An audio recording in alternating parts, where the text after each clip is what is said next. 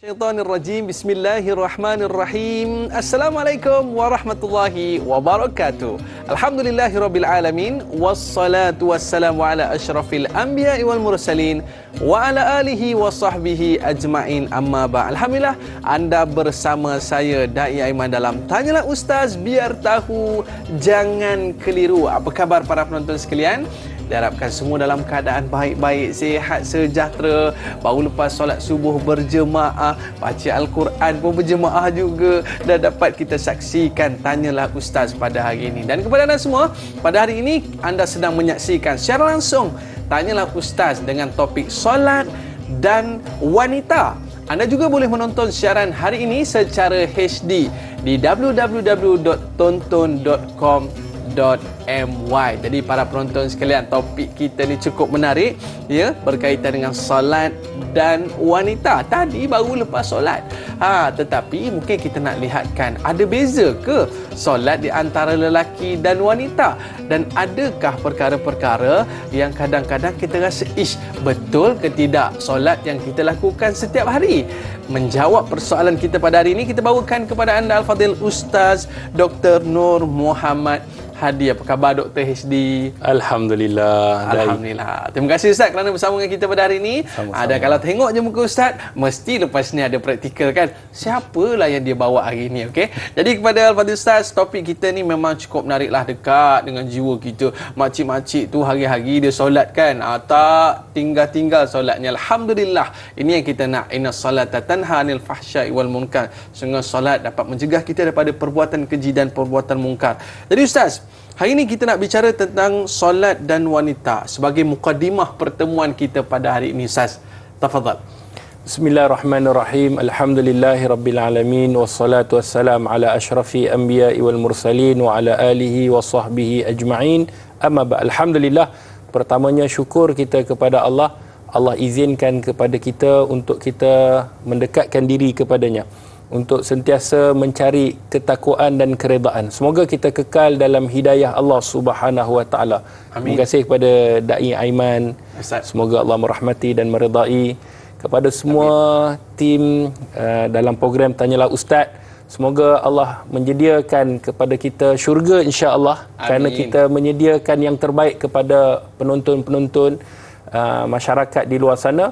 Semoga semua penonton juga dalam keadaan dirahmati dan diredai oleh Allah Subhanahu wa taala. Bila kita sebut tajuk kita pada hari ini, ada ataupun tidak perbezaan antara lelaki dan wanita dalam solat. Tetapi pada asalnya kita kena faham bahawa Allah Subhanahu wa taala perintahkan solat ini sama ada lelaki ataupun perempuan sama. Iaitu dengan firman-Nya Allah Subhanahu wa taala, wa aqimus solah, dirikan solat. Maknanya solat ini bukan khusus kepada lelaki saja, tetapi ia diturunkan kepada makhluknya, iaitu bernama manusia, khususnya yang kita sebut. Dan kalau jin tu jin lah, dan lelaki dia termasuk dalam golongan lelaki dan juga wanita. Maka kata seperti mana di dalam firman Allah juga, man amila salihan min zakarin aw unsa wa huwa mu'min falanuhyiyannahu hayatan thayyibah. Iaitu sesiapa yang melakukan amal soleh. Ni Allah sebut di dalam Al-Quran, melakukan amal soleh sama ada lelaki dan juga perempuan, dan dia beriman kepada Allah Subhanahu wa taala, maka Allah akan bangkitkan, Allah akan hidupkan, Allah akan jadikan kehidupan yang baik. Maka kata Imam Ibnu Abbas dalam tafsir, kehidupan yang baik ini sama ada kehidupan di dunia akan jadi baik, dan juga kehidupan di akhirat akan dibangkitkan dalam keadaan baik. Maka apa sahaja amalan yang Allah perintahkan untuk kita lakukan, kita kena buat. Sebab tu antara perkara yang perlu kita faham iaitu solat. Khususnya wanita, kadang-kadang dia timbul satu persoalan Dai. Contohnya persoalan-persoalan, contohnya bagaimana wanita ni ada tak perbezaan. Sebab hari itu pernah jadi isu, seperti mana Nabi SAW, sallu kama ra'aitumuni usolli, solatlah kamu seperti mana kamu melihat aku solat. Maknanya wanita kena tengok macam mana Nabi solat. Sedangkan kita di Malaysia ni pakaian perlu kepada telekung. Betul. Kalau tak ada telekung tak perlu solat. Dia macam isu lelaki juga. Kalau tak ada kain plekat, dia kata, oh seluar saya tak sah, najis dan sebagainya. Jadi dia kena kepada kain plekat. kena pada sejadah, kena ada sejadah baru boleh solat. Tak ada sejadah rasa tak selesa, kotor dan sebagainya. Begitu juga dengan wanita. Kemudian perlukah dirapat-rapatkan tangan? Takbir ni rapat-rapat, sujud dalam keadaan rapat-rapat. Jadi inilah isu-isu yang kita akan santuni. Semoga dengan perkongsian pagi ini, solat dan wanita ini dapat dihayati oleh semua lapisan masyarakat, insya-Allah. Baik Ustaz. Bila kita sebut tentang solat dan wanita ini, pastinya ada sedikit perbezaan Ustaz daripada sudut bagaimana wanita ini tak adalah sepanjang waktu solat Ustaz. Ada waktunya Allah beri rehat. Begitu Ustaz dan mungkin kita nak melihatkan apa hikmahnya. Dan kalau kita melihatkan wanita ini daripada sudut solat berjemaahnya, eloknya diberi pengkhususan di rumah, itu lebih afdal Ustaz dan mungkin kita boleh ceritakan di peringkat awal ni Ustaz tentang gambaran bagaimanakah solat untuk wanita itu sendiri Ustaz. Baik, sahabat-sahabat penonton yang dirahmati oleh Allah, ada terdapat dalam sepotong hadis baginda Rasulullah, hadis yang dikeluarkan oleh Abu Daud di dalam sunannya, kata baginda Nabi SAW mengenai tentang mana afdalnya solat. Sama ada wanita ni solat di masjid lebih afdal ataupun solat di rumahnya lebih afdal. Maka kata Nabi, salatul mar'ati fi baitiha afdal min salatiha fi hujratiha wa salatuha fi makhda'iha afdal min salatiha fi baitiha. Kata Nabi SAW, solat seorang wanita di rumahnya, maksudnya dalam kamarnya, lebih baik dia solat di halaman rumah, maksudnya di ruang tamu. Solat yang tertutup, maknanya dalam pintu yang tertutup, lebih baik kata Nabi SAW solat di ruang tamu. Rumah juga, tetapi di ruang tamu. Sebab apa kata ulama? Ruang tamu ni mungkin ruang yang terbuka, yang boleh dilihat oleh mungkin lelaki. Kalau suami tak apa, mungkin di sana ada sepupu sepapat, mungkin ada abang ipar, abang duai dan ipar duai dan sebagainya. Maka solat di bilik lebih afdal. Kemudian kata Nabi SAW, dia lebih afdal kalau solat tu ada bilik yang khas. Maksudnya yang khas, yang disebutkan kalau boleh dia tertutup, tidak dilihat oleh orang lain. Sama ada dia nak berjemaah sesama wanita tu tidak jadi masalah. Tetapi Nabi SAW nak gambarkan sebaik-baiknya adalah solat ketika mana ruang itu lebih tertutup supaya tidak tersingkap aurat. Itu saja. Kalau kita nak solat di masjid, adakah ia tidak afdal Ustaz? Ada orang tanya, Ustaz macam tu saya tak perlu pergi masjid ke, ataupun saya nak dengar kuliah? Maka kata ulama, dibenarkan, tidaklah menjadi halangan seseorang yang nak pergi ke masjid untuk solat berjemaah, wanita yang nak mendengar kuliah, tidak jadi salah.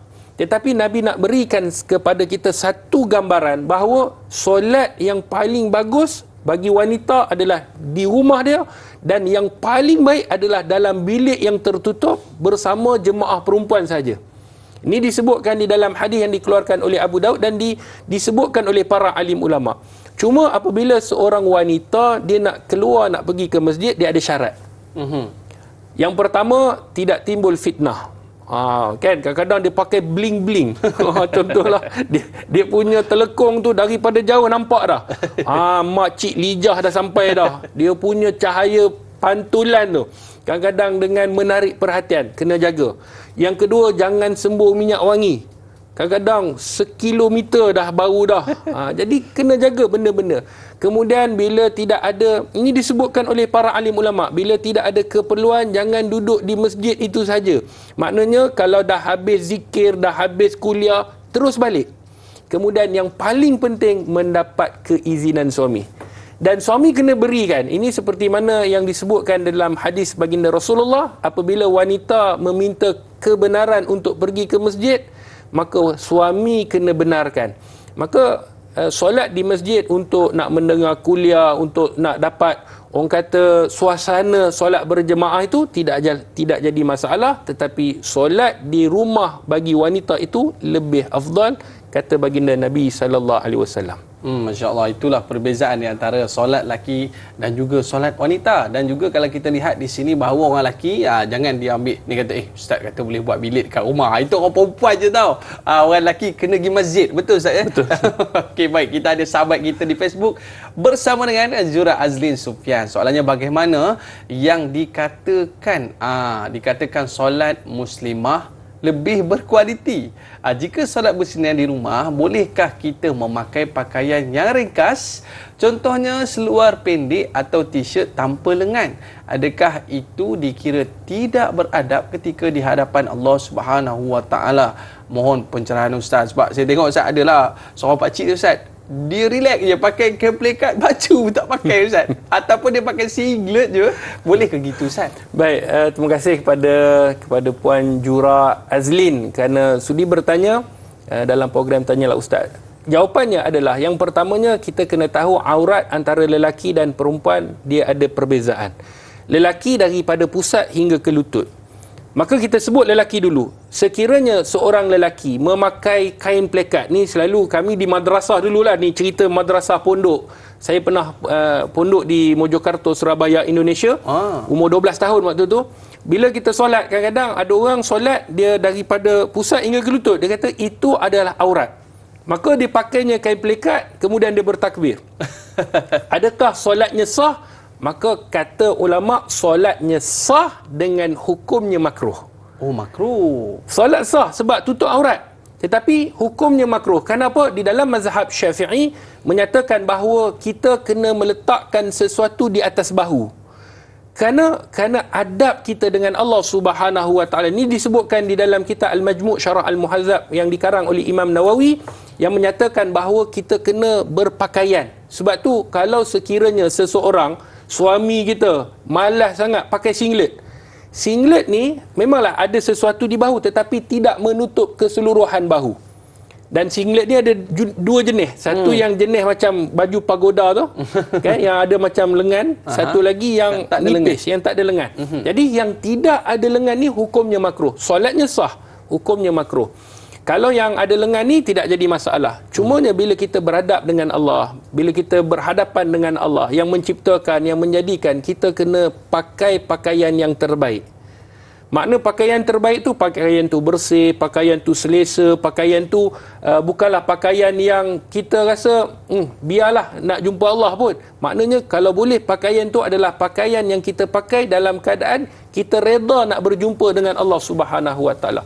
Adapun perempuan, sekiranya dia memakai pakaian yang tidak menutupi aurat, sebab aurat wanita sama ada dia solat ataupun dia keluar rumah sama, iaitu seluruh tubuh badan auratnya kecuali muka dan tapak tangan.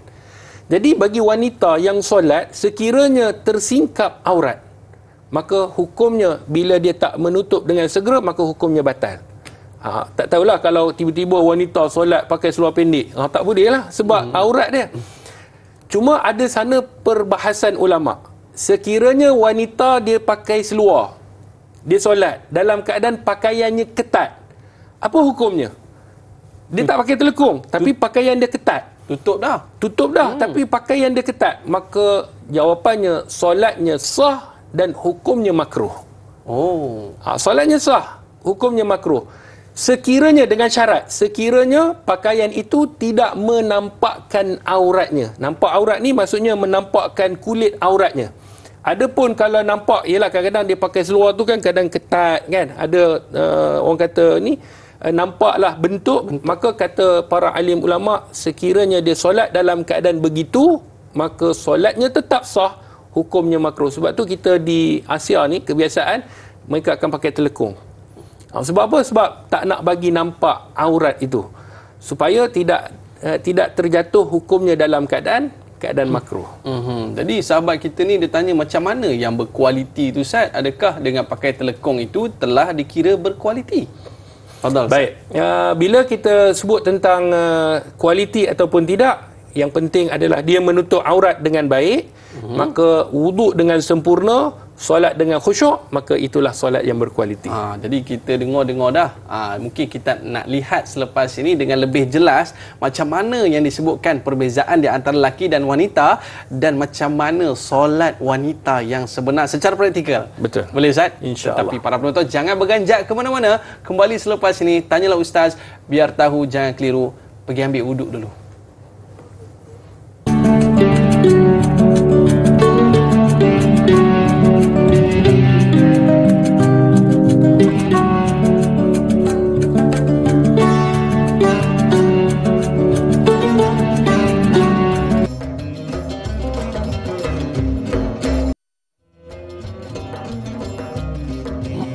Alhamdulillah, kembali dalam Tanyalah Ustaz, biar tahu jangan keliru. Ni kenapa berdiri pula ni? Para penonton sekalian, hari ini kita nak lihat bagaimanakah praktikal untuk solat seorang wanita. Kadang-kadang kita solat ni mungkin dah lebih 20 tahun, dah lebih 30 tahun. Tapi persoalannya, betul ke tidak cara solat kita? Tapi sebelum kita nak pergi kepada praktikal, kita nak lihat apakah perbezaan di antara solat lelaki dan juga solat wanita. Ada beza ke Ustaz? Sebab tadi Ustaz dah sebut dah tadi. Solatlah seperti mana aku solat, iaitu seperti Nabi SAW. Jadi makcik tu pula Allahu Akbar macam tu dia solat kan. Jadi macam mana Ustaz? Fadal. Baik. Bismillahirrahmanirrahim. Terima kasih kepada dai, sahabat-sahabat penonton yang dirahmati oleh Allah Subhanahu Wa Taala. Bila kita sebut perbezaan ni, kalau tadi kita dah beri sedikit mukadimahnya. Ya. Perbezaannya dia tidak ada mempunyai perbezaan yang ketara. Contohnya kalau wanita ni solat subuh, dia tetap dua. Dia tak boleh jadi satu rakaat ataupun tiga. Kata spesial wanita, tidak. Tetapi di sana ada perbezaan-perbezaan yang disebutkan oleh para alim ulama, seperti mana di dalam hadis baginda Nabi SAW. Tapi kita pergi ke papan putih supaya kita nampak. Yang pertamanya tentang azan dan iqamah.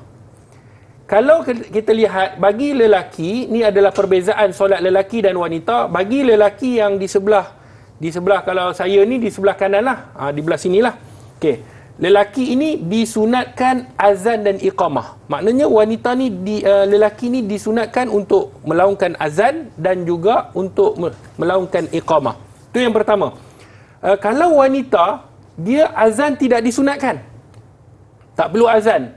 Contohlah sesama wanita ni, cerita sesama wanita. Bukan dia pergi ke masjid. Kalau masjid tu memang dah ada lelaki.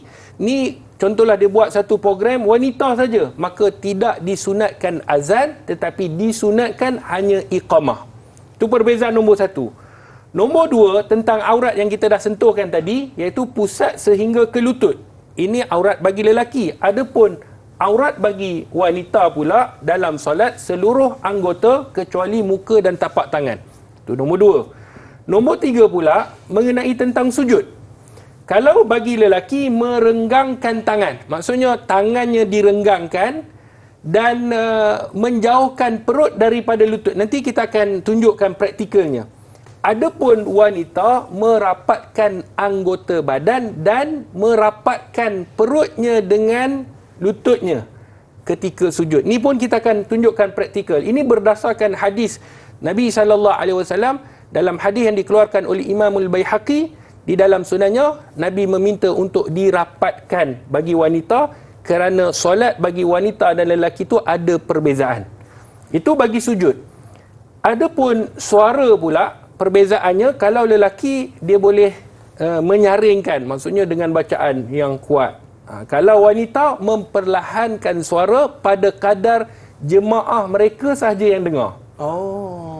Dia tak boleh guna mic. Kalau sesama dia orang, Ustaz jadi imam. Kalau sesama, mereka saja yang dengar. Dalam kadar mereka yang dengar. Tak boleh melepasi daripada orang lain. Contohnya luar tak boleh, luar. Sampai orang tahu, orang tengah semayang berjemaah. Maka ini disebutkan oleh para alim ulama, suara mereka kena diperlahankan pada kadar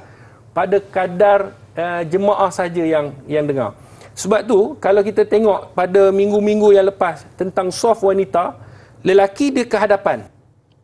Maknanya lelaki duduk di hadapan, makmum duduk di belakang.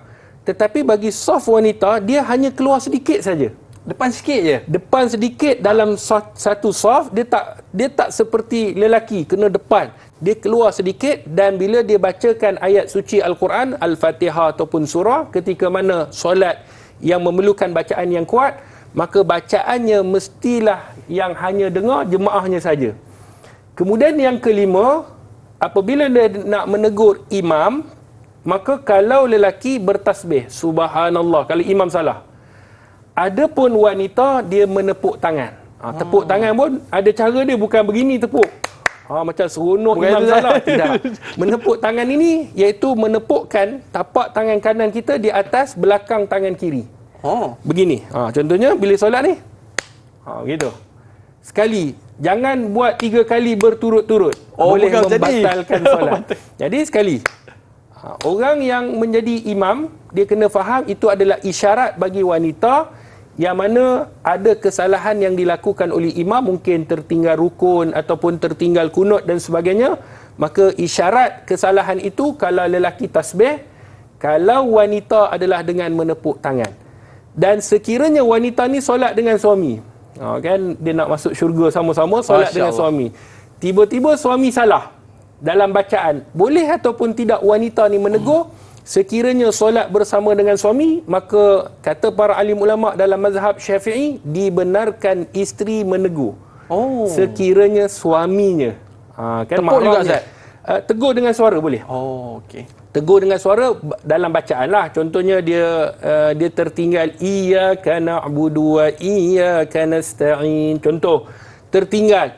Jadi isteri boleh tegur. Adapun kalau kesalahan yang lain, jangan tegur. Abang salah abang. Jangan tegur, jangan romantik sangat. Dalam solat ni ada kaedahnya. Bercakap dengan sengaja batal. Sebab kanan dia tegurnya. Jadi kena ingat, tegur ni adalah dengan kita menepuk tangan bagi wanita. Kalau bacaan yang salah, maka boleh tegur. Dengan syarat itu adalah suami kita ataupun adik-beradik, itu tidak jadi masalah. Adapun orang luar tidak dibenarkan kata para alim ulama, maka menegur dengan menepuk sahaja. Inilah perbezaan solat lelaki dan wanita daripada sudut pandang fiqh. InsyaAllah. Baru kita tahu, Ustaz, rupanya azan dan iqamah ni ada perbezaannya, Ustaz. Dan banyak lagi perbezaannya. Dan kalau kita lihat di sini, Ustaz, bahawa kalau ada sesama dia orang ni, Ustaz, kalau campur lelaki perempuan, jangan dikomatkan pula, nanti terkejut Tok Bilal. Ustaz, kalau kita lihat kepada keadaan ketika mana solat di masjid, dah habis dah solat Zuhur, katakan, Ustaz, habis dah solat jemaah di masjid ni, lepas tu ada lagi ramai yang nak solat di bahagian wanita ni, Ustaz. Tapi adalah kita nampak ada lelaki solat sikit kat tepi sana. Boleh tak orang perempuan nak solat jemaah juga di kawasan perempuan ni, Ustaz, sesama mereka? Dah habis dah solat jemaah tadi. Ini biasa benda berlaku. Kenapa? Kerana kadang-kadang bila wanita, ialah dia pun datang lewat juga. Dia bukan lelaki je lewat. Wanita pun ada lewat juga. Maka bila dia sampai, dia nak solat berjemaah, maka tidak menjadi masalah untuk dia berjemaah dalam ruang solat. Dalam ruang solat, maka dia boleh melakukan jemaah sesama mereka dengan syarat seperti mana yang disebutkan tadi. Sebab jemaah dah habis. Maka bila dia nak, dia tak perlu azan. Dia iqamah saja. Kemudian dia solat sesama mereka dalam kadar yang disebutkan oleh para alim ulama', iaitu dengan bacaan yang mereka sahaja dengar. Jadi hukumnya sah solat dan mereka mendapat ganjaran pahala di sisi Allah, pahala berjemaah. Masya-Allah, Ustaz. Ada sahabat kita ni, Ustaz, Al-Syal. Satu soalan menarik, Ustaz. Adakah mengangkat takbir bagi wanita memadai separas dengan dada? Mana yang lebih aula, yakni afdal? Solat di rumah atau berjemaah di surau atau masjid bersama jemaah-jemaah lelaki yang lain? Silakan, Ustaz. Baik, terima kasih kepada yang bertanya. Dua soalan yang ada. Yang pertama mengenai tentang takbir. Seperti mana yang kita sebut, sebenarnya wanita ni sebab apa dia memerlukan untuk merapatkan badannya? Adalah disebabkan untuk tidak tersingkap aurat. Kita kena ingat, di dalam mazhab Syafi'i, Imam Nawawi sendiri sebut bahawa sekiranya aurat itu tersingkap, walaupun sedikit, sedikit tu kadarnya walaupun sehelai rambut, maka dibiarkan sehingga selesai solat, maka solatnya itu batal. Kalau banyak, lebih lah. Kalau sikit pun dah batal, banyak lagi batal lah. Jadi sebab itulah solat wanita ni perlu dirapatkan supaya tidak tersingkap mana-mana aurat, sebab aurat bagi wanita ni berat. Maknanya banyak daripada keseluruhan tubuh badan, melainkan muka dan tapak tangan. Jadi sebab itulah dirapatkan, diangkatnya takbir, maka dirapatkan tangan mereka ke dada supaya tidak tersingkap aurat mereka. Itu disebutkan oleh para alim ulama. Sekiranya macam aurat tadi tersingkap, dia boleh tutup dengan cepat, maka solatnya sah. Contoh, dia kan kadang-kadang wanita ni dia duduk solat, tertarik telekung sebab terpijak kan, kain kan besar, panjang terpijak kan, kemudian tersingkap mungkin aurat rambut dia cepat menutupi aurat, maka solatnya tu sah. Anak kacau Ustaz. Anak kacau, anak kan? Pula tarik gayut pula dekat telekung. Jadi kalau solat ni, maknanya kalau wanita ni solat dalam keadaan aurat terbuka dan sempat tutup, maka solat sah. Kalau tak tutup, biarlah, dia kata alang-alang dah nak kacau, biarkan. Jadi solatnya akan batal. Dan soalan yang kedua, mana yang lebih aula dan afdal, maka tengok pada keadaan. Sekiranya ada kuliah, ada manfaatnya untuk mereka pergi, untuk sampai ke masjid, untuk nak belajar, maka lebih baik untuk mereka pergi solat di masjid pada ketika ada kuliah dan sebagainya. Tetapi kalau sekiranya tidak ada, maka mana lebih afdal bagi wanita adalah di rumahnya, seperti mana hadis tadi yang kita telah bacakan. Baik Ustaz, ada muslimat ni dia confuse Ustaz. Sebab bila kalau macam telekung ni, dia dah tutup elok, dah sampai ke dagu dia tutup kan. Tapi kalau pakai tudung ni macam mana Ustaz? Biasanya dagu ni kita jaranglah tutup sampai ke dagu ni kan. Adakah menutup dagu ni adalah sebahagian daripada menutup aurat Ustaz? Baik, ulama menyebutkan mengenai tentang aurat. Aurat ni kita kena faham bahawa dia keseluruhan muka. Maka ulama sebut dagu ni termasuk tak bahagian muka? Ini perbahasan. Adakah dagu ni termasuk dalam bahagian muka, dan adakah di bawah ni, kadang-kadang bawah ni dia kena tutup di atas sedikit kerana ni dah termasuk dalam tengkok. Maka tengkok merupakan aurat bagi wanita. Jadi sebab tu ada orang pakai ke bawah sangat. Bila ke bawah sangat menyebabkan terdedah auratnya di tengkok, maka hukumnya berdosa. Tetapi kalau sekiranya dia hadapankan sedikit, kan, dia tak adalah tutup sampai ke dagu, sebab bila dia nak tutup ke sini, dia kena ketatkan. Ini cara orang perempuan pakai tudung lah. Tetapi kalau maknanya di paras, lebih kurang di paras bawah dagu, maka tidak jadi masalah kata para alim ulama, kerana paras itu pada kadar muka, baru muka. Tetapi janganlah disebut sebagai tengkok. Bila tengkok, maka ia dah dikira sebagai aurat.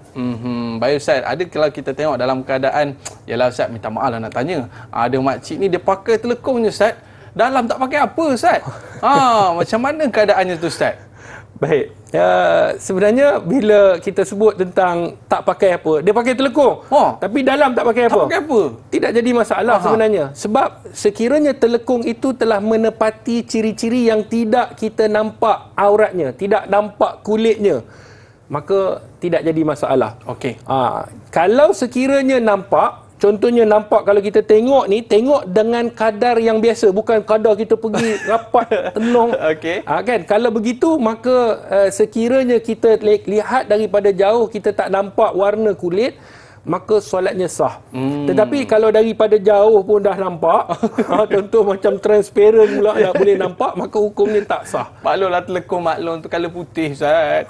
Jadi dampaklah bayar-bayar gitu. Okey Ustaz, sahabat kita di Facebook, boleh kita raikan Ustaz? Baik. Sarah Rasid Cici, adakah terdapat perbezaan dari segi bacaan solat dan bukaan tangan ketika sujud, dan orang lelaki serta bagaimana mahu menegur secara berhikmah kepada wanita yang tangan mereka mengepak seperti lelaki ketika sujud? Macam mana Ustaz? Baik, kita dah sebutkan tadi perbezaan antara lelaki dan wanita. Kalau kita lihat dalam keadaan sujud nombor 3 ni tadi, maka wanita ini dia merapatkan anggota badan. Sekiranya wanita ni dia merenggangkan juga, peduli apa saya, dia kata saya nak renggangkan juga, nak buat macam lelaki, adakah solatnya batal? Maka jawapannya tidak batal. Solatnya tetap sah, cuma pastikan jangan tersingkap aurat. Itu saja. Tetapi yang lebih baik, seperti mana dalam hadis yang dikeluarkan oleh Imam Al-Baihaqi yang kita sebutkan tadi, maka dirapatkan dia punya kedudukan, maka supaya apa? Supaya auratnya itu tadi terjaga, tidak tersingkap. Itu sahaja yang disebutkan oleh para alim ulama. Dia punya alasan adalah supaya tidak tersingkap aurat. Maka bagi mereka yang kita nak tegur secara hikmah sebenarnya adalah dengan suruh dia tonton program Tanyalah Ustaz. Tanyalah Ustaz. Itu secara hikmah lah. Secara hikmah. Awak tonton ni ada praktikal solat. Sebab Ustaz, kalau saya tengok kita boleh ke tengah Ustaz. Baik. Biasa kalau kita rapatkan solat Ustaz kan, kita kena macam ni. Rapat sikit, bertemu Ustaz tapi kalau perempuan kena macam ni juga ke Ustaz? Selepas ini. Baik. Para penonton nak tahu jawapannya, jangan ke mana-mana. Kita nak tengok macam mana praktikal solat wanita yang berkualiti. Tanyalah Ustaz, biar tahu, jangan keliru.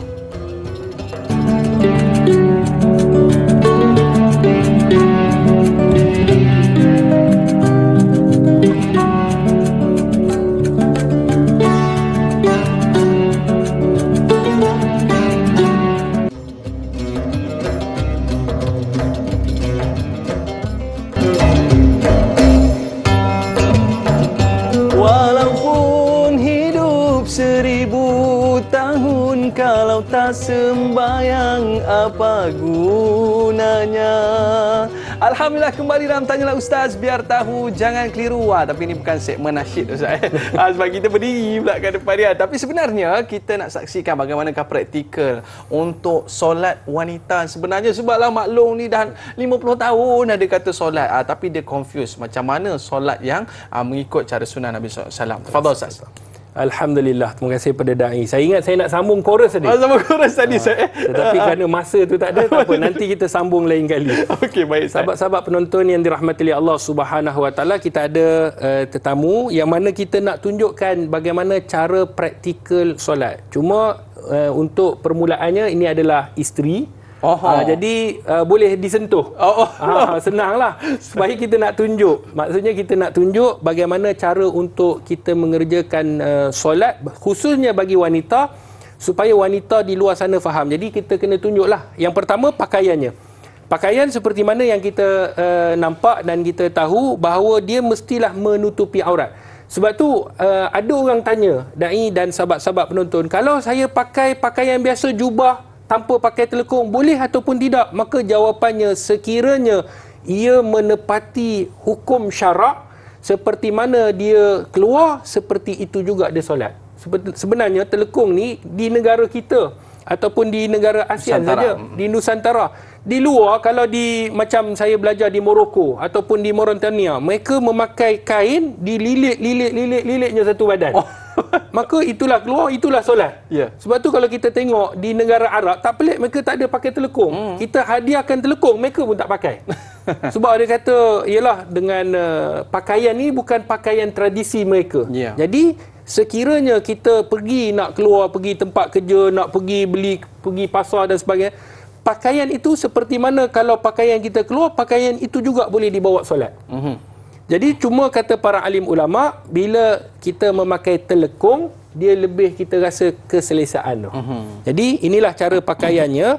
Dan bila bertakbir, saya akan ringkas-ringkaskan supaya kita tidaklah melihat daripada 13 rukun tu. Betul. Cuma apa yang disebutkan oleh para alim ulama, yang pertamanya ketika mengangkat takbir, cuba angkat takbir. Angkat takbir ni, ni isteri boleh isteri. Bila angkat takbir ini, dia tidak memerlukan mengangkat takbir sehingga ke cuping telinga. Tetapi dia mengangkat takbir pada kadar di dadanya. Di dadanya. Di dadanya ini disebutkan oleh para alim ulama supaya apa? Supaya auratnya itu tidak tersingkap.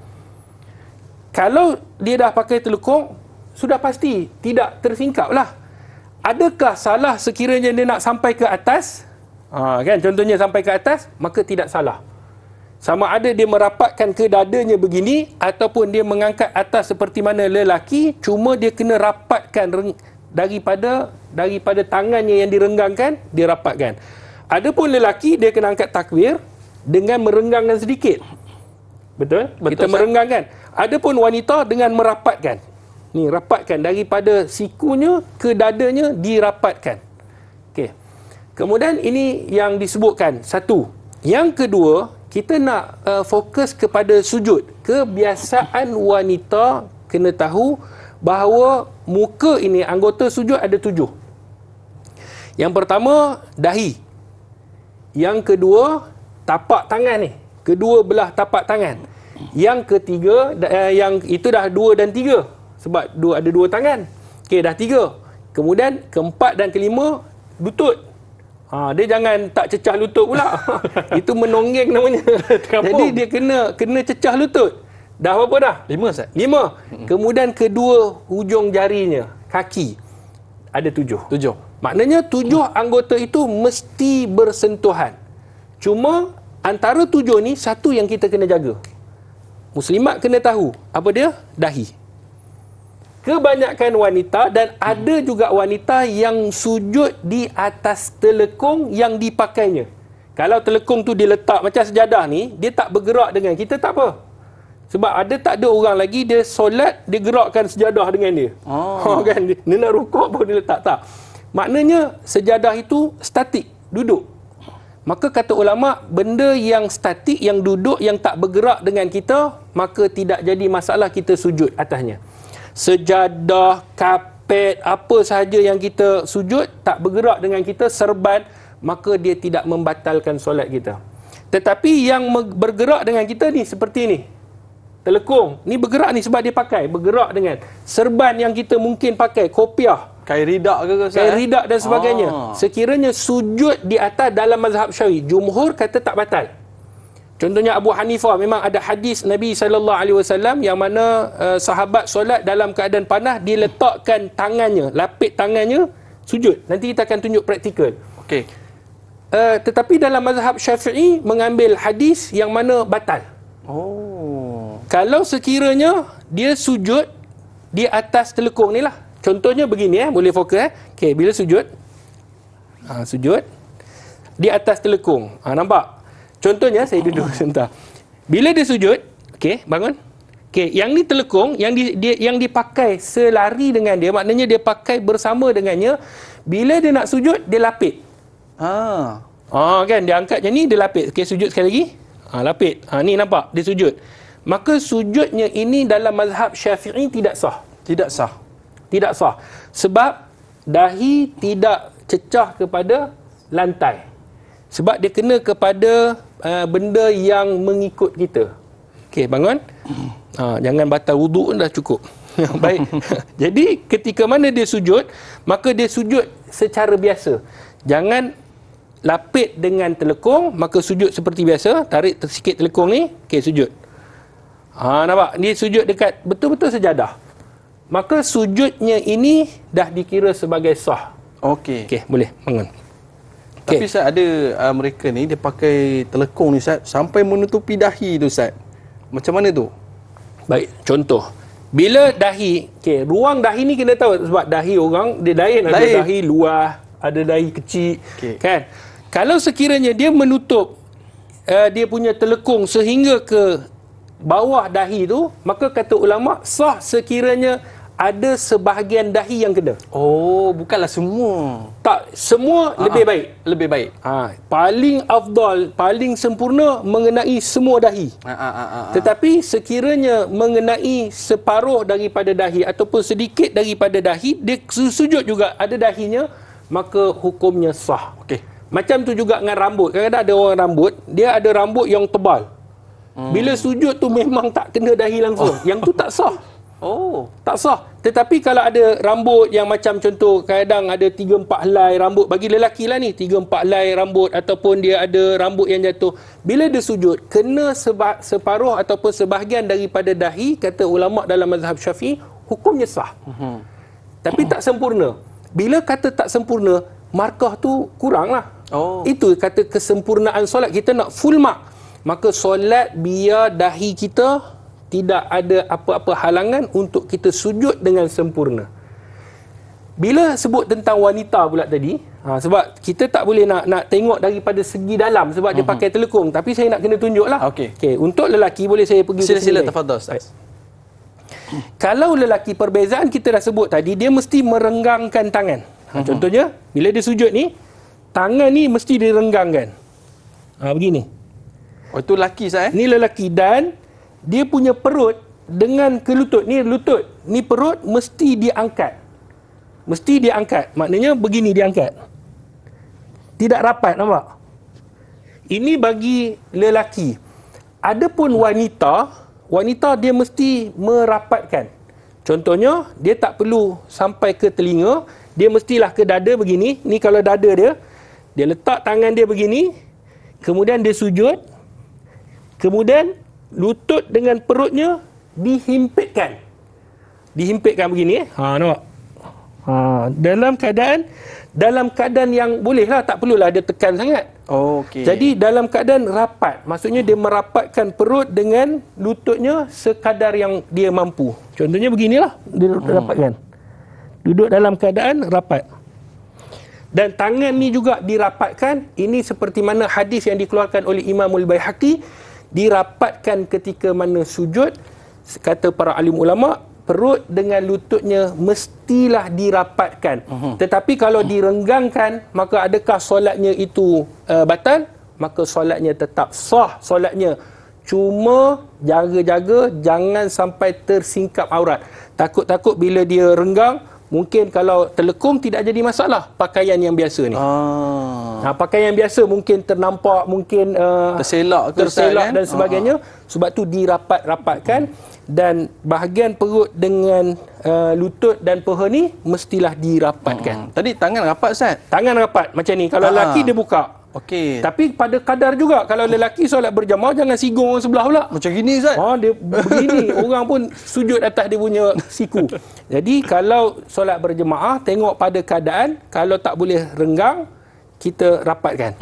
Tetapi wanita lagi rapat. Lagi rapat. Tapi kaki kena rapat juga, Ustaz? Baik, kaki juga seperti mana yang disebutkan pun rapat juga. Maknanya kaki tu mestilah dirapatkan supaya macam tadilah tidak tersingkap auratnya. Okey. Kalau lelaki ni dia boleh rapat ataupun dia boleh sedikit direnggangkan. Itu tidak jadi masalah bahagian kaki. Yang penting adalah pada bahagian tangan dan perut. Jadi maknanya poin yang kita nak sebut kat sini, Ustaz, adalah kita nak mengelakkan daripada tersingkapnya aurat tu, Ustaz. Betul. Jadi ini satu perkara yang sangat penting dalam kita menjaga kesempurnaan di dalam solat kita. Banyak lagi yang akan kita kupas selepas ini. Para penonton jangan berganjak ke mana-mana, kembali selepas ini. Tanyalah Ustaz, biar tahu, jangan keliru.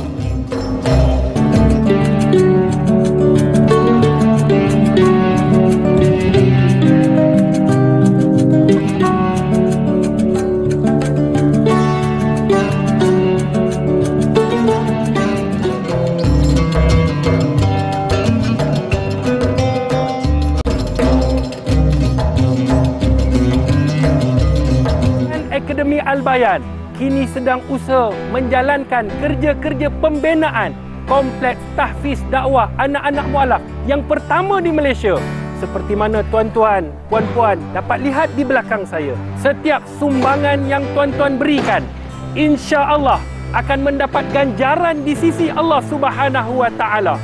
Ayo kita membantu untuk membina sebuah kompleks bagi melahirkan dai mualaf. Akademi Al-Bayan, satu agama, pelbagai bangsa.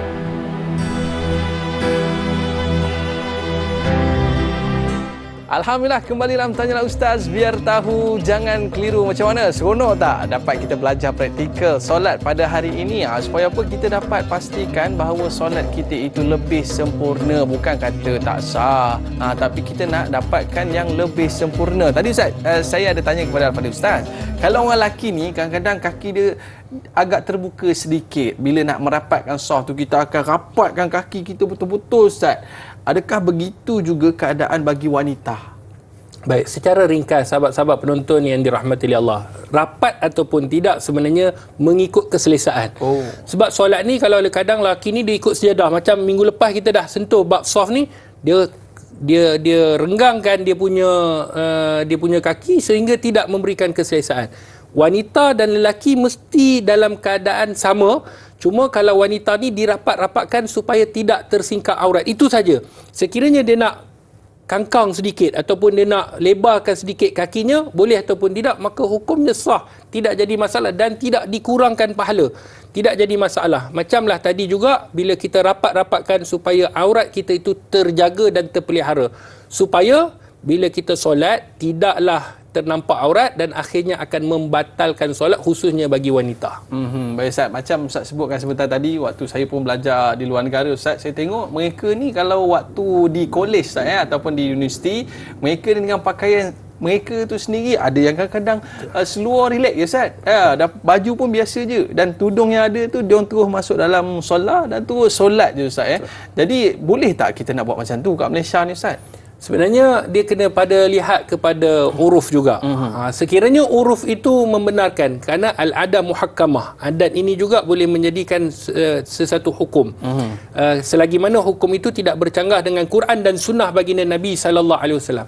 Yang pastinya bila kita nak solat, sebenarnya itulah yang perlu kita ketengahkan supaya dijaga. Tetapi kalau sekiranya kita nak pakai telekung seperti mana yang sekarang ini, lebih baik. Kerana apa? Kerana aurat itu sudah pasti dia tidak tersingkap. Sudah pasti dia tidak akan, orang kata, nampak aurat-aurat yang sepatutnya dipelihara. Oh ya Allah Ustaz, kita tengok video sebentar tadi Ustaz, yang mana seronok kita bila Ustaz dah tolak tanah dan sebagainya. Mungkin Ustaz boleh kongsikan maknanya Ustaz dalam proses pembinaan kompleks tahfiz dakwah anak-anak mualaf yang pertama di Malaysia. Boleh Ustaz ceritakan? Sahabat-sahabat penonton yang dirahmati oleh Allah, kita di Pertubuhan Akademi Al-Bayan sedang membina sebuah kompleks tahfiz dakwah anak-anak mualaf yang pertama di Malaysia. Sebab tu kita mengajak ayuh sama-sama kita menyokong projek ini. Menyokong dengan kita memberi infak. Berapa pun kadarnya, alhamdulillah. Yang pasti kita mempunyai saham di akhirat nanti insya-Allah. Kerana kita nak melahirkan da'i mu'alaf, da'i yang boleh berdakwah dengan pelbagai bahasa dan pelbagai latar belakang mereka, pelbagai bangsa. Sebab tu kita akan membina rumah Allah.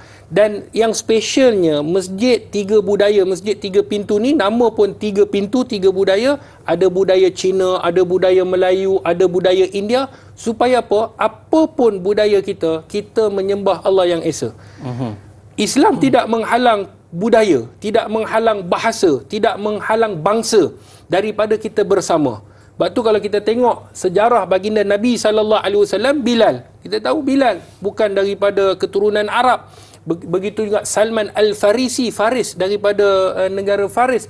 Maknanya Islam menerima untuk berdakwah di jalan Allah Subhanahu Wa Taala. Jadi sekarang ni proses tambunan tanah tu, kita dah meletakkan tanah kerana dia adalah saranan daripada majlis, maka kita dah selesai, alhamdulillah. Sekarang ni kita nak buat retaining wall. Retaining wall ni maksudnya tembok supaya tanah tu tak lari. Itu dahulu yang kita akan buat. Kemudian insya-Allah kita akan bangunkan masjid di kawasan itu, yang mana akan boleh memuatkan lebih kurang insya-Allah dengan izin Allah 500 orang. Dengan izinnya. Sebab tu sahabat-sahabat yang dirahmati oleh Allah, ayuh sama-sama menyokong pembangunan tahfiz dakwah anak-anak mualaf yang pertama di Malaysia untuk kita keluarkan produk da'i mualaf. Kalau ni da'i mungkin satu bahasa, ni da'i mualaf. Da'i mualaf. Maknanya pelbagai bahasa, boleh bahasa Tamil, boleh berbahasa Mandarin, pelbagai bahasa. Jadi ayuh sama-sama kita menyokong tabung pembangunan ini. Dan sahabat-sahabat penonton yang dirahmati oleh Allah, ganjaran yang paling besar sekiranya ada orang masuk Islam, asbab kita menyumbang, kita juga dapat pahala mengislamkan orang. Itu besarnya, melahirkan da'i mu'alaf untuk membimbing orang. Dan kami ni bukan saja meminta untuk nak kutip dana, kita juga buat produk untuk pengumpulan dana. Produk ni khas untuk kita nak kumpul dana, iaitu sambal teriak. Makan insya-Allah teriak. Teriak nak lagi, bukan teriak sebab pedas, dah nak lagi insya-Allah. Dan alhamdulillah ramai dah beli, dan boleh dibeli di platform macam platform-platform yang disediakan untuk nak buat pembelian. Boleh telefon di nombor yang tertera, insya-Allah. Setiap pembelian ada sumbangan masuk ke tabung pembangunan Akademi Al-Bayan. Semoga dalam bulan Muharram ni, yang mana bulan Allah, dilipat gandakan, diminta untuk bersedekah, dilipat gandakan. Hari Jumaat insya-Allah jom berinfak ke tabung pembangunan Al-Bayan.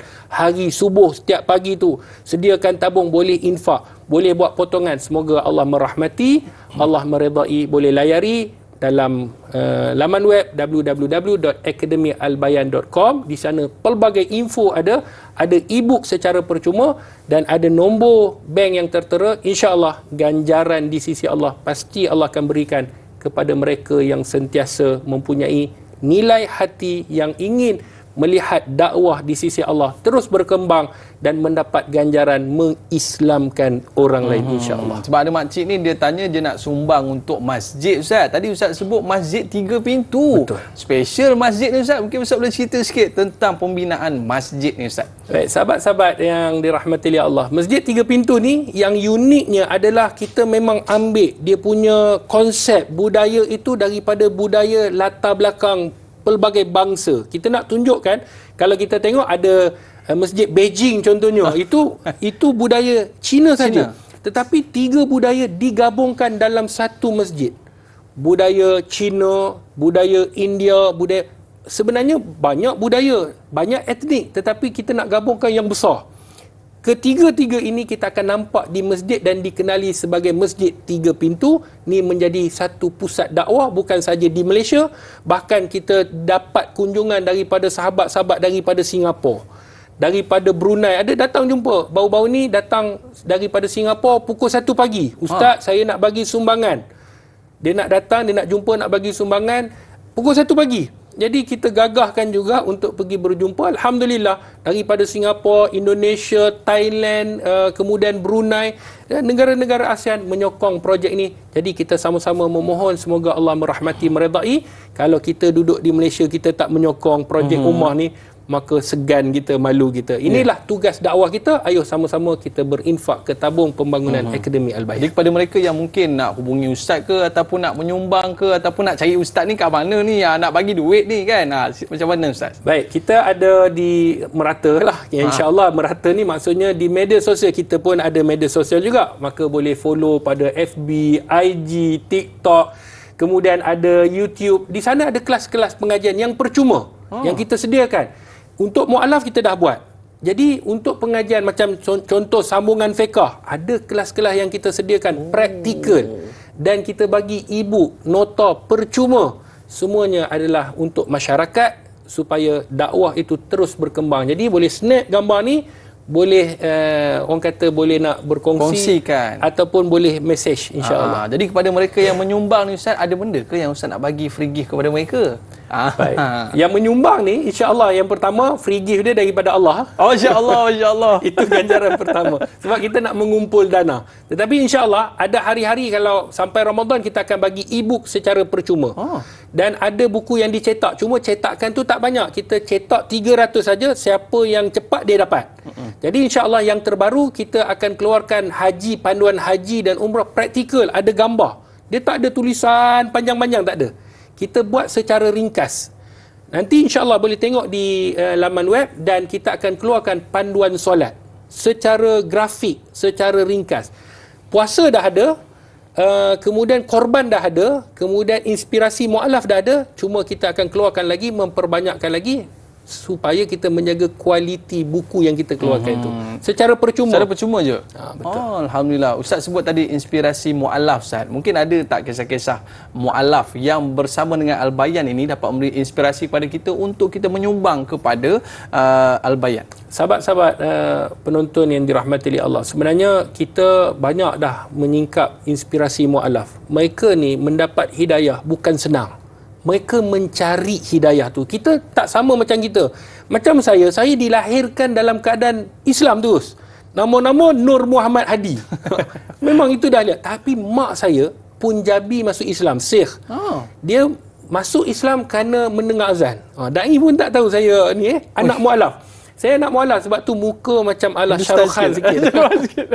Jadi sebab tu sahabat-sahabat penonton, bila mak saya mendengar azan, panggilan itu memujuk dia untuk memeluk agama Allah Subhanahu Wa Taala. Begitu juga dengan sahabat-sahabat. Pelbagai kisah. Ada yang dapat daripada mimpi hidayah Allah. Ada yang berjumpa dengan kawan-kawan, dengan sahabat-sahabat. Ada satu kisah yang bagaimana dia ni sakit. Baru ni COVID. Dia sakit stage 4. Allahu Akbar. Kemudian dia perlu ditidurkan. Dan sebelum dia ditidurkan itu, pada satu ketika itu, sebelum nak ditidurkan, dia berdoa, bagilah dia berjumpa dengan satu benda untuk kebaikan dirinya. Akhirnya, ni cerita realiti, betul. Kita bawakan cerita ni di dalam Inspirasi Mu'alaf. Akhirnya, dia tertidur sebentar, dia bermimpi, dia berjumpa dengan seorang laki-laki berpakaian putih yang mengajaknya untuk masuk ke dalam satu agama dinamakan Islam. Bangun daripada tidur, subhanallah, tidak pernah dia sebut perkataan ini, tetapi dia boleh sebut. Apa perkataan dia da'i? Allah dia sebut. Dia tak pernah sebut dan tak pernah tahu, tapi perkataan yang keluar Allah.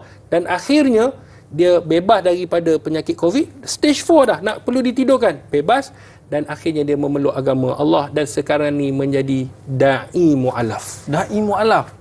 Oi, Masya Allah. Nanti sama jugalah macam saya, Da'i Aiman. Ustaz, kita dah terawat nanti di TV3. Kita nak sambung lagi 30 minit di TV9. Kepada para penonton, nak tahu lagi apakah yang akan kita kupaskan berkaitan dengan solat dan wanita selepas ini, tanyalah Ustaz, biar tahu, jangan keliru. Akademi Al-Bayan membawa impian besar untuk melahirkan golongan pendakwah yang berupaya menyebarkan syiar Islam dengan menggunakan bahasa yang difahami oleh bangsa mereka sendiri, sekaligus menjadikan mereka ini sebagai aset terpenting umat Islam. Ayo, sama-sama kita santuni mu'alaf agar mereka mengenal Islam.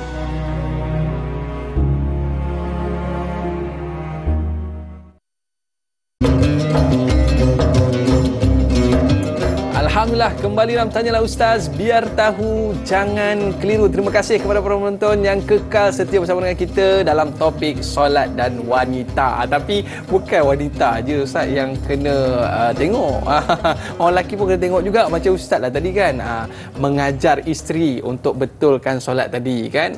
Maknanya kita ni sebagai seorang lelaki ni bertanggungjawab untuk pastikan isteri kita dan juga anak-anak kita untuk betul solat tu. Betul Ustaz? Betul. Baik, jadi sahabat kita di Facebook ada nak tanya satu soalan menarik Ustaz bersama dengan Mas Niza. Telekung wanita masa kini ada pelbagai corak bunga-bunga dan berwarna-warni, dan kainnya pula ada yang melekat di badan. Apakah hukumnya Ustaz? Dah warna-warni tu. Baik, ni satu soalan. Sebenarnya warna, ialah wanita ni memang sinonim lah. Quran dia pun berwarna-warni. Kalau kita janji Quran, dia ada warna pink, ada warna ungu, kejap lagi macam-macam warna. Dia rasa seronok dengan warna. Sebab tu, kalau kita nak jual buku, mesti warna-warni. Ini wanita. Jadi dia telekung, dia baju, dia tudung, dia mesti matching. Sampaikan macam-macam kasut, beg. Jadi, hatta telekung. Adakah salah sebenarnya berwarna-warni? Kita kena tahu bahawa di sana ada beberapa warna yang ada ulama' kategorikan dalam hukumnya makruh. Iaitu warna-warna yang terang, yang nampak diberikan perhatian. Maksudnya bila tengok tu, warna ni terlalu terang. Contohnya warna terlalu merah. Ini menyebabkan, kata ulama', boleh menyebabkan tarikan lelaki kepada pandangan mereka. Jadi nak pakai telekung tu tak salah. Nak warna apa pun tak salah. Yang penting janganlah sampai dia syuhrah ataupun dia terlampau menonjol. Sehingga menarik perhatian. Ada beling-beling daripada jauh tu, nampak silau. Nampak, oh ini makcik ni dah datang dah. Jadi kita nak pergi surau ke, kita nak ada sebalik udang di sebalik mi ni. Jadi bila pergi tidak jadi masalah. Dan hukum memakai kain yang telekung yang melekat, macam yang kita sebut tadi, bila dia dah menutupi aurat, tidak nampak warna kulitnya, tetapi dia melekat sehingga menampakkan bentuk yang ketara, maka hukumnya makruh. Adapun macam telekung yang dipakai tadi oleh isteri tadi, contohlah telekung, bila dia sujud memanglah akan nampak bentuk ataupun akan nampak kadang-kadang dia, maka itu kata ulama' tidak jadi masalah. Sebab seluas mana pun pakaian kita pakai, bila kita rukuk, dia akan nampaklah bentuk rukuk tu. Betul. Kalau sujud, nampaklah bentuk sujud, maka itu tidak termasuk. Yang disebutkan bila kita pakai tu, dia macam baju renang. Dia disebut kain lekra. Kita tahu juga. Dia kain yang dia pakai tu nampak habis. Kemudian dia nak keluar. Bila dia nak keluar, nak pergi masjid, tu akan menimbulkan fitnah. Jadi pakaian jangan mengikut, sebab hukumnya haram. Ketika mana kita nak keluar pula, kalau sesama wanita, maka hukumnya makruh. Kena bezakan hukum. Dia ingat hukum makruh. Jadi ustaz, saya nak keluar pergi masjid ni, tak apalah, tak boleh sekiranya nampak bentuk tubuh, hukumnya haram. Kalau kita pakai. Tetapi kalau kita pakai dalam solat sesama wanita, maka hukumnya solat itu disebutkan oleh ulama makruh, tak batal, tetapi makruh kerana pakaian tu ketat. Afdalnya pakai pakaian yang bukan kain yang melekat dekat badan dan menjadi satu keselesaan supaya solat kita itu lebih sempurna, ganjaran pun lebih banyak. Ustaz, ada biasalah kadang-kadang kita orang perempuan ni solat Ustaz dia pakai stokin. Tapi kalau dia pakai telekung, dia tak pakai stokin. Tak jadi masalah ke Ustaz macam tu? Baik, dia tidak jadi masalah kalau kita tak pakai stokin dalam keadaan kita pasti bahawa telekung kita tu dah menutup. Okey. Tetapi sekiranya kita pakai, lebih kita confident. Ada orang tanya, Ustaz, tadi Ustaz sebut anggota sujud ada 7. Okey. Dahi kena buka. Kalau separuh pun tidak jadi masalah, tetapi tidak sempurna lah. Cuma sah solatnya, sujudnya tu sah. Kalau dia boleh buka keseluruhan dahi, maka itu. Kalau tangan ni kan kita lapik tangan tadi. Macam mana ada makcik. Ni lutut, takkan kita nak selak lutut. Takkan kita nak solat tu selak lutut. Maka tangan, lutut, kaki pakai stokin tu tidak jadi masalah. Yang penting dahi saja yang kena buka. Jangan sujud atas telekung. Adapun tangan letak atas telekung tak ada masalah. Lutut di atas telekung pun tak ada masalah. Kaki di atas telekung pun tak ada masalah. Tapi janganlah sampai tak boleh kena selak. Itu tak perlu. Hanya dahi saja. Tangan pun tak apa Ustaz Tangan pun tak apa. Ini bagi wanita lah kan. Kalau tapi bagi lelaki maknanya perlu tangannya di atas di atas jadah lantai. Memang tidak jadi masalah. Baik Ustaz, sahabat kita ni soalan ni memang menarik Ustaz. Bersama dengan Nur Ashikin, soalan saya, apakah hukumnya jika seorang wanita itu solat dengan memakai makeup selepas daripada dia berwuduk? Adakah sah solatnya? Maklumlah makeup tebal Ustaz ya. Adakah menghalang daripada sujudnya? Maksud makeup ni make up. Dia jadi nampak berseri-seri. Jadi salah tak? Memanglah wanita dia lepas dia dah berwuduk hilanglah makeup. Tapi sebelum tu dia ada cermin. Sebab tu wanita ni dia tak boleh pisah dengan cermin. Kalau dalam bahasa Arab, mar'ah perempuan. Mar'ah dengan fathah, mar'ah, mim, ra, alif, ta marbutah. Disebut mar'ah. Kalau baris bawah, mir'ah, cermin. Jadi cermin dengan wanita ni dalam bahasa Arab pun tak pisah. Pisah dia daripada baris atas, baris bawah. Mar'ah, mir'ah. Jadi wanita ni bila dia dah duduk jumpa cermin, dia tepek sana, dia tepek sini, itu fitrah dia. Jadi adakah salah menggunakan makeup selepas dia berwuduk? Maka tidak jadi masalah. Tetapi pastikan ketika mana dia nak berwuduk, pastikan yang makeup dia pakai tu dia mestilah boleh di-remove supaya tidak terhalang air ke anggota wuduk. Ini perlu penting. Jadi kalau sekiranya dia dah boleh buang, kemudian dia berwuduk dan kena pada semua anggota wuduk, maka solat tu sah. Kalau dia nak pakai ketika mana solat pun tidak jadi masalah. Tidak jadi masalah dan tidak ada halangan. Cuma pastikan yang kita sebutkan tadi, ketika mana dia nak berwuduk, makeup itu tadi dia hilang dan air boleh kena pada anggota wuduk. Itu saja. Tapi biasa trik wanita-wanita di luar sana Ustaz, dia akan solat Zuhur ni Ustaz sekitar dalam pukul jam 4 petang. Sebab dia boleh buang makeup tu, dia sekalikan dengan solat Asar. Supaya tak adalah kena makeup 2 kali. Macam mana, apa pandangan Ustaz? Allah sebut di dalam Al-Quran dalam surah Al-Ma'un, bagi wanita ataupun lelaki yang melewatkan, fawailul lil musallin allazina hum an salatihim sahun. Sahun ini kata Imam Ibn Abbas ada 3 makna. Yang pertama sahun, iaitu mereka yang tidak meraihkan rukun dan syarat.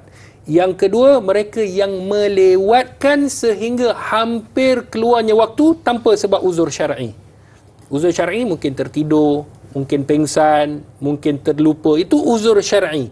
Kan? Mungkin musafir dan sebagainya. Itu uzur syar'i dibenarkan. Tetapi sengaja orang nak jaga makeup. Kerana makeup dilewatkan, maka tidak boleh. Kemudian yang ketiga, mereka yang sahun ini adalah mereka yang solat di luar daripada waktu. Sebab tu jangan buat. Jangan sayang makeup. Sayang makeup. Kan? Sayang makeup sebab dah nak touch up sejam pula lepas tu. Tak apalah, yang penting Allah redha. Oh, itulah dia Ustaz. Sebab tu dekat toilet banyak cermin tu Ustaz sebab lepas ni nak cuci makeup lagi dan sebagainya, lepas tu nak uduk dan sebagainya. Baik Ustaz, ini soalan ni memang penting sangat bersama dengan Ruby AB ni, bagaimanakah solat bagi wanita atau seorang ibu jika wanita tersebut sedang mendukung baby ataupun anak kecil? Ustaz, penting ni. Baik, betul. Tajuk ni sangat penting. Sebenarnya ni tajuk khas. Dia ada cara bagaimana kita nak mendukung, nak dukung, bagaimana nak rukuk orang yang ada baby lah. Selalu kadang-kadang bukan ibu je, bapa pun kadang anak nak datang. Jadi yang pertama, nanti insyaAllah kita akan tunjukkan praktikal dalam tajuk yang kita akan buat, solat bersama dengan anak. Kena bawa anak lah pula. Bawa bini, ni bawa anak pula. Jadi sahabat-sahabat penonton yang dirahmati, habis keluarga dia bawa. Jadi sahabat-sahabat yang dirahmati oleh Allah, hukum mendukung ataupun hukum kita dukung ataupun bawa kanak-kanak bayi ni, kita kena tahu bahawa kita kena pastikan yang dia tidak bernajis. Kadang-kadang dia pakai pampers, dia bawa menanggung najis. Maka dia apabila menanggung najis ni, maksudnya najis yang ada dalam pampers dia. Bila bersambung dengan kita, dia attach dengan kita, kalau kita tidak, orang kata, pisahkan, maka dia akan menyebabkan solat kita batal, sebab solat bersama dengan najis hukumnya batal. Sekiranya kita dah bersihkan, kan, sebelum kita nak solat tadi kita dah tukar dah balik dan sebagainya, maka dia mengambil hukum asal itu bersih. Walaupun budak tu mungkin dah buang air kecil, mungkin dia dah buang air kecil, jadi kita solat, kita tak perlulah bila nak solat kejap lagi, contohlah tengah-tengah solat, cek dulu sebelum nak pegang. Tak perlu. Kita dah tukar, kita dah tahu bersih, dah tahu suci, bila dia datang, anggap dia sebagai dah suci, tidak jadi masalah. Maka kata ulama, boleh ataupun tidak boleh berdasarkan apa yang dilakukan oleh Nabi SAW ketika mana kanak-kanak ni bersama dengan baginda Rasulullah, maka dibenarkan, tidak jadi masalah. Duduk di belakang Nabi, di belakang bahu baginda Rasulullah sallallahu alaihi wasallam. Jadi kanak-kanak yang nak dekat dengan kita ni, ketika mana kita solat, pastikan kalau dia pakai pampers, pastikan pampers itu dia mestilah bersih. Kita dah bersihkan dulu. Kalau ada najis contoh, tiba-tiba kita bau, maka kita tolak saja ke tepi, jangan tolak kuat. Tepikan dia, kemudian kita dalam keadaan solat. Sebab tu pastikan untuk solat ibu-ibu untuk khusyuk ni, selesaikan anak dulu. Jangan kita hari ni kerana iman punya nak tunjuk mantap, anak kejap lagi tak diurus, kita solat, anak dalam keadaan menangis, kita pun tak khusyuk solat. Betul. Jadi macam mana kita nak khusyuk? Sebab tu kata ulama, jangan kamu solat ketika mana kamu mengantuk. Begitu juga dikiaskan daripada seperti mana yang disebutkan tadi, begitu juga bagi orang yang lapar. Makan dulu, kalau lapar sangat, makan. Takut tengah-tengah semayang ni rasa macam bau makanan, bini dah hidang, masak lemak contoh. Jadi makan dulu. Begitu juga dengan anak, sekiranya anak ni perlu diselesaikan dahulu, seperti mana yang ditanyakan tadi, tidak jadi masalah. Maknanya Ustaz, kalau nak bawa anak pergi masjid tu, tukar pampers siap-siap. Tapi itulah Ustaz, adalah keluhan daripada wanita-wanita di luar sana. Laki bolehlah, laki hari-hari solat, hari-hari dapat solat jemaah, hari-hari dapat Al-Quran dan sebagainya. Tapi wanita ni sibuk jaga anak, sibuk siapkan makan suami. Kadang-kadang solat pun terpaksa cepat-cepat Ustaz. Kesian kepada orang wanita ni. Adakah mereka ni, pahala mereka takat-takat tu dapat solat sikit-sikit tu je, nak dibandingkan orang lelaki dapat solat banyak, ataupun bagaimana Ustaz selepas ini? Boleh Ustaz? Jangan sedih-sedih dulu ya. Para penonton, kembali selepas ini Tanyalah Ustaz, biar tahu jangan keliru.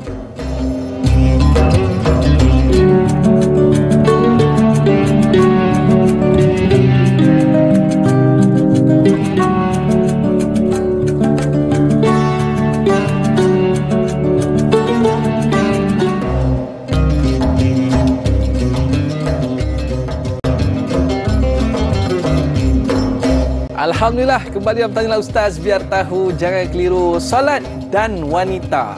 Bila sebut tentang solat ni Ustaz, pastinya wanita ni ada banyak cutinya kan, sebab inilah hadiah daripada Allah SWT. Tapi Ustaz, adakah ia mengurangkan, orang kata mungkin nak dibandingkan dengan lelaki, boleh solat hari-hari, solat berjemaah sebagainya, orang perempuan ni sibuk dengan anak-anak, dengan urusan rumah, nak masak lagi dan sebagainya. Jadi solat ni dapat solat yang solat fardu je lah, yang lain-lain tu kadang terpaksa solat cepat-cepat dan sebagainya. Apa pandangan Ustaz? Sahabat-sahabat penonton yang dirahmati oleh Allah, ibu-ibu, kakak-kakak, adik-adik yang wanita ni, dia kena tahu bahawa di sana ada terdapat satu hadis Nabi. Wanita-wanita yang mentaati suaminya. Taat suami bererti selagi mana tidak bercanggah dengan arahan Allah, perintah Allah. Kemudian dia melakukan ibadah solat, dia puasa, dia melakukan perintah Allah, zakat, suami bayar. Haji bagi mereka yang mampu, maka dia boleh masuk di mana-mana pintu syurga yang dia boleh. Sebenarnya ini adalah satu kelebihan. Orang lelaki sebenarnya cemburu wanita ni. Dia boleh masuk mana-mana pintu. Kita nak masuk pintu babul jihad, kena jihad dulu. Wanita boleh masuk. Dia boleh masuk pintu yang berjihad. Sebab apa? Sebab kata Nabi, dia taat pada suami. Berjihad tu taat suami. Suami pula perangai pun boleh tahan juga. Ada satu makcik dia kata, Ustaz, suami saya macam Fir'aun. Ustaz tahu tak Fir'aun? Dia tanya, macam Fir'aun tu kawan kita. Ni dia sebut, bukan saya sebut. Jadi yang ni kadang-kadang bila suami ditaati, selagi mana dalam perintah, dia solat, dia puasa, kemudian dia menunaikan haji bagi mereka yang mampu, zakat suami yang tanggung. Jadi dia boleh pilih mana-mana pintu untuk dia masuk. Sebab tu wanita dia kena jaga, khususnya solat. Macam tadi yang disebutkan tentang ada cuti. Orang lelaki, kami pun nak cuti. Kan, dia nak cuti juga lelaki ni. Dia sibuk dengan wanita. Wanita pula sibuk dengan lelaki. Dia tak puas hati. Jadi lelaki ni dia nak cuti, boleh. Kalau kita lelaki nak cuti, boleh. Tetapi dua keadaan yang boleh. Yang pertama, jadi gila dulu. Kalau kita ni kategori gila, tak apa, boleh cuti. Yang kedua, jadi jenazah. InsyaAllah cuti sampai bila-bila. Sebab dah jadi jenazah ni, tak boleh dah. Solat dah tidak ada. Tetapi wanita, specialnya wanita, ketika mana mereka dalam keadaan haid, mereka diberikan oleh Allah cuti. Tapi puasa kena qada. Puasa kena, kecuali solat. Tapi ini specialnya. Ustaz sebut tentang cuti-cuti tadi Ustaz. Kadang-kadang tang cuti ni lah kita tersilap ataupun terleka tentang solat ni. Tambah-tambah pula bila duduk di sepadan ni. Dah kering ke belum ni? Bila dia dah syak tu, rasanya dah kering dah. Pada waktu itu pukul 3 ataupun 4 petang. Waktu Zuhur ni masih ada lagi Ustaz. Ataupun di sebaliknya, dia ni melewat-lewatkan solat Zuhur. Tuk pukul 4 tiba-tiba datangnya haid. Adakah solat tu perlu diganti? Bagaimana Ustaz? Baik, sahabat-sahabat penonton yang dirahmati Allah, ini isu yang sangat penting bagi wanita. Kadang-kadang dia malas. Penyakit malas ni kena doa supaya Allah Subhanahu Wa Taala cabut penyakit malas. Laki ke perempuan sama. Kadang-kadang dia kata, alah tak apa, dah alang-alang boleh cuti terus. Ini nama cuti Malaysia. Dia cuti terus, maksudnya melebihi. Maka sekiranya dia dah tahu dah, dia dah hampir sebab wanita dia akan tahu. Dah hampir kepada penghujung, maka setiap waktu dia kena cek. Contohnya, bila contoh wanita yang belum datang haid, ni kita cerita dalam dua keadaan. Dia belum datang haid lagi. Ni nanti ada satu tajuk khas juga mengenai haid. Dia belum datang haid. Dia dah masuk waktu Zuhur. Allahu Akbar. Zuhur dah masuk. Dia pun relax, tengok cerita Korea dulu. Duduk tengok dulu, main FB dulu kan, Facebook, TikTok dulu. Kemudian datang. Dah datang lah. Zuhur tu dia wajib qada. Wajib qada. Sebab apa? Sebab ada tempoh untuk dia melakukan solat. Tempoh dia iaitu pada takbir. Dia boleh takbiratul ihram. Maksudnya pada kadar masuk waktu takbiratul ihram dia boleh. Maka dia kena qada. Contohnya kalau masuk kan, baru masuk Allahu Akbar, baru masuk keluar haid. Itu tak perlu qada. Sebab tak sempat nak takbir, baru masuk dah keluar haid. Maka tak perlu waktu tu qada solat. Ini kena fikirkan dan perlu kena diperhatikan. Itu satu keadaan. Maksudnya dia datang haid ketika mana baru masuk azan datang haid, tu tak perlu qada. Tapi kalau sekiranya dah pukul 3, pukul 2, jadi dia kena qada zuhurnya. Satu lagi yang penting da'i, iaitu sekiranya dia asar tu. Contohnya asar, sebelum nak keluar asar, dia cek dah kering. Dia pada kadar yang boleh dia mengangkat takbir sekali takbir, takbiratul ihram tu dia sempat. Maka dia kena solat asar. Dia kena solat asar, mandi, solat asar, dan dia kena qada zuhur. Dia kena qada. Ni lelaki kena ingat. Kalau dah keluar dah waktu zuhur, dah keluar dah. Dah masuk asar dah. Jadi dia cek, dah bersih. Maka dia solat asar dan qada zuhur. Sebab waktu ni seperti jamak juga. Zuhur dengan asar, maghrib dengan isyak. Begitu juga dengan isyak. Sekiranya dia bersih pada waktu isyak, dia solat isyak dan maghrib dia kena qada. Ini bagi wanita, untuk qada bagi wanita solat, kalau dia dah bersih pada waktu asar, ni disebutkan dalam mazhab Syafi'i. Dia bersih pada waktu asar, solat asar, qada zuhur. Zuhur itulah yang dia kena qada. Zuhur lain tak perlu qada. Kalau dah masuk isyak, solat dia dah masuk isyak, dia dah bersih pada waktu isyak dia solat, maghrib tu dia kena qada. Maknanya dia tengok macam yang boleh dijamakkan, zuhur dengan asar, maghrib dengan isyak. Masya-Allah Ustaz. Oi, seram pula dengan Ustaz cakap tadi kan. Maknanya kita ni dah banyak dah orang kata tertinggal benda-benda macam ni kan.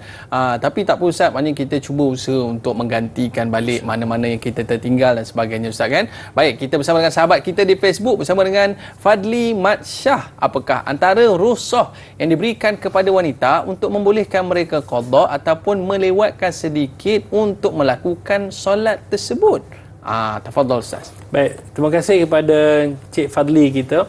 Bila kita sebut tentang qada ni yang kita sebutkan tadi, kebetulan keluar juga soalan ni, rukhsah dia.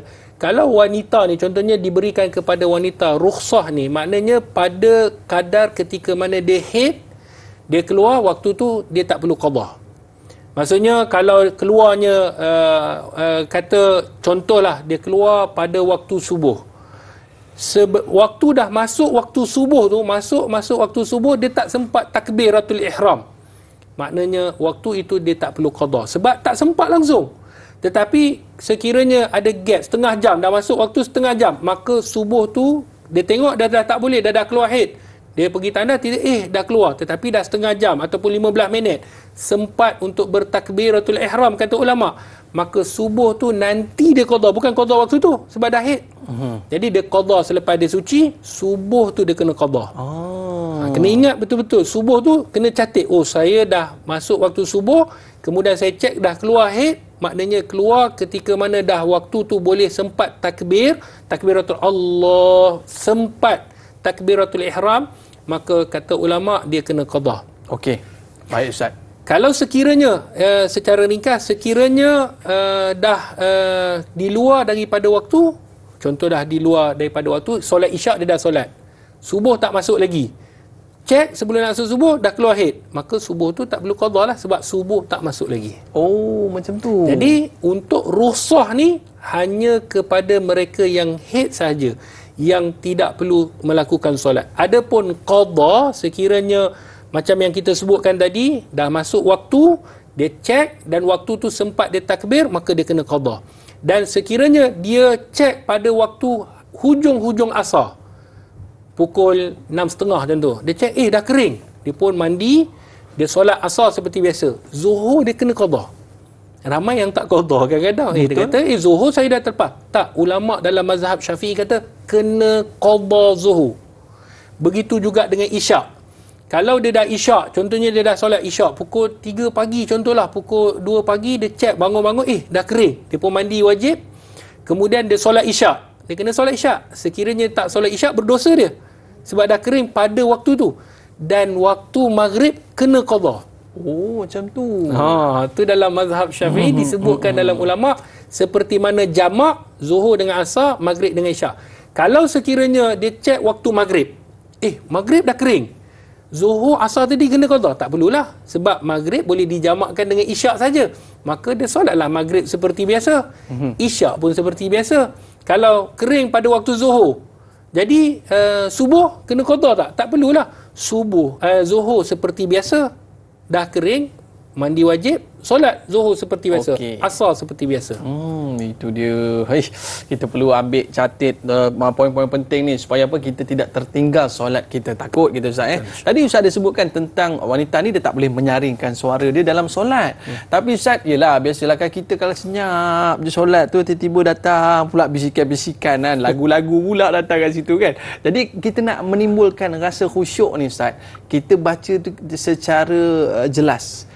Supaya kita dapat mendatangkan khusyukan dalam solat. Boleh ke macam tu Ustaz? Baik, sahabat-sahabat penonton yang dirahmati Allah, bagi wanita, bagi lelaki boleh menyaringkan, maksud menyaringkan boleh didengari oleh seluruh kampung, tak apa, pakai mic tak apa. Adapun wanita dia perlahankan pada kadar dia kena dengar. Bacaan Al-Fatihah sama ada lelaki ataupun wanita yang tidak ada, sebab dia termasuk dalam rukun qauli, rukun perkataan. Kita dah sentuh dah rukun perkataan, yang mana dia kena faham bahawa bila dia membaca surah Al-Fatihah, maka dia kena tahu. Dia kena tahu dan dia kena dengar surah Al-Fatihah itu. Sebab tu bila ulama sebut rukun qauli ni, kan, bila disebutkan tentang rukun qauli, maka yang pertama takbiratul ihram dia kena dengar. Allahu akbar. Dia kena dengar. Tu rukun qauli. Dia tak boleh. Oh, tak boleh. Dai pun tak dengar, betul tak? Memek muka. Memek tak boleh. Membaca Al-Fatihah dia kena dengar. Maka bila dia wanita nak memperlahankan suara, jangan sampai tak dengar. Dia dengar alhamdulillahirabbil alamin. Boleh dia dengar saja. Tapi jangan alhamdulillah. Jiran sebelah yang ni mak limah kita tengah semayang. Tak perlu sampai jiran dengar. Kita dengar dah cukup. Kalau suami dengar tak apalah dalam rumah. Kemudian membaca tahiyat akhir kena dengar. Kemudian selawat pada tahiyat akhir kena dengar. Dan salam pertama. Salam pertama, Assalamualaikum warahmatullahi. Pertama kena dengar, kedua tak apa. Pertama tu kena, sebab dia termasuk dalam rukun qauli, rukun perkataan yang perlu kita dengar. Jadi memperlahankan suara, jangan sampai kita tak dengar. Kena dengar, tetapi jangan sampai dengar pula sampai jiran tetangga dengar. Sebab wanita ni dia kena jaga batasan-batasan dia supaya tidak tersingkap aurat-aurat dia. Baik, Al-Fadhil Ustaz, banyak perkara yang kita lihatkan bahawa kadang kita terlepas pandang, bukan kita tak nak buat kan. Jadi alhamdulillah hari ini kita dah jelas dan kita dah tak keliru dah Ustaz. Jadi alhamdulillah kita dapat lakukan apa saja perkara yang telah Ustaz nasihatkan kepada kita pada hari ini. Jadi kepada Al-Fadhil Ustaz, kita orang kata dah berada di akhir siaran ni Ustaz, mungkin kita nak minta sedikit kesimpulan ringkas daripada Al-Fadhil Ustaz sebelum kita menamatkan program kita pada hari ini. Tafadhal Ustaz. Sahabat-sahabat penonton yang dirahmati oleh Allah Subhanahu wa taala, solat merupakan tiang agama. Sekiranya tiang ni runtuh, maka runtuhlah keseluruhan amalan kita. Dan kita kena ingat, orang yang tidak mengerjakan solat, maka dia akan dicampakkan dalam satu neraka yang khusus kepada mereka yang tak solat, iaitu neraka Saqar. Ini adalah antara pintu neraka yang disebutkan di dalam ayat suci Al-Quran dan disebutkan dalam hadis. Mereka yang tak mengerjakan solat dikumpulkan. Mereka ni mengatakan beriman. Sebab itulah mereka ni difardukan solat. Maka mereka akan dicampakkan dalam neraka Saqar. Maka kita kena semak. Takut solat kita tu tak sah. Bila tak sah, adakah kita dah dikira sebagai mendirikan solat? Sudah pasti tidak. Jadi kerana itu, wanita ataupun lelaki, teruskan belajar tentang ilmu solat. Caranya kita tahu mana rukunnya, mana syaratnya, mana wajibnya, mana perkara yang perlu kita buat, mana perkara yang perlu kita lakukan, apa perkara yang memakruhkan, apa perkara yang sunnah.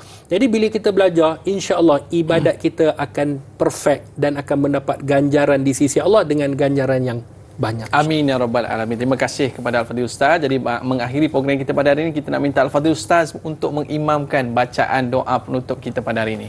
Bismillahirrahmanirrahim. Alhamdulillahirabbil alamin wassalatu wassalam ala asyrafil anbiya'i wal mursalin wa ala alihi wa sahbihi ajma'in. Ya Allah, ya Tuhan kami mengangkat tangan kepadamu ya Allah. Kami memohon hanya padamu ya Allah. Kami tahu Engkaulah yang maha hebat, maha esa, maha agung, maha pemurah. Ya Allah, perkenankanlah doa kami, ampunkanlah dosa kami, ampunkanlah dosa kedua ibu bapa kami, ampunkanlah dosa ahli keluarga kami ya Allah. Ya Allah, ya Tuhan kami, sekiranya Engkau tidak mengampunkan dosa kami, maka kami termasuk dalam golongan orang-orang yang rugi ya Allah.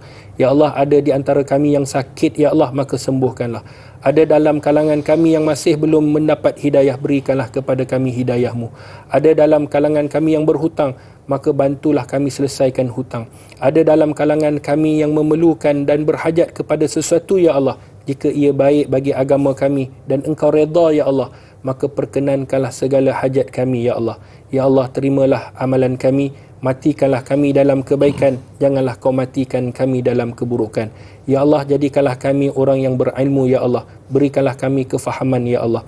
Rabbana atina fid dunya hasanah wa fil akhirati hasanah wa qina azaban nar. Wa sallallahu ala sayidina Muhammad Walhamdulillahirabbil alamin. Amin ya rabbal alamin. Terima kasih kepada Ustaz Dr. Nur Muhammad Hadi, Dr. HD kita atas penjelasan kupasan tentang topik kita pada hari ini, solat dan wanita. Kepada para penonton sekalian, saya Daya Iman, mohon maaf di atas terlanjur kata, terlajak bicara. Kita tutup majlis kita dengan kafaratul majlis dan suratul Asr. Subhanakallahumma bihamdika asyhadu an la ilaha illa anta astaghfiruka wa atubu ilaik. Wal asri innal insana lafi khusr illa alladziina amanu wa amilus solihati wa tawassaw bil haqqi wa tawassaw bis sabr. Ila liqa, ma'assalamah. Like dakwah, share ilmu. Assalamualaikum warahmatullahi wabarakatuh.